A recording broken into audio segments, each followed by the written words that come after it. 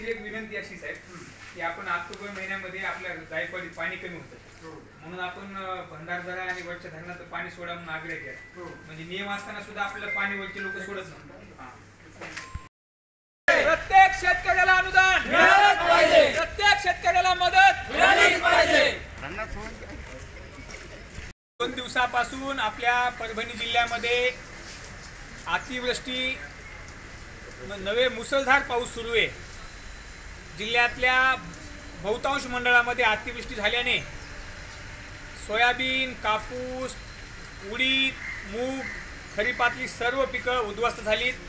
आम्ही माननीय जिल्हाधिकारी महोदयांची आज भेट घेऊन सर्व शेतकरी बांधवांनी भेट घेत त्यांना साहेबांना निवेदन देऊन मागणी केली आहे की आता पंचनाम्याचे सोपस्कार करू नका, सरसकट प्रत्येक शेतकऱ्याला हेक्टरी 25,000 रुपये अनुदान तातडीनं त्याच्या खात्यावर जमा करण्याची आवश्यकता आहे।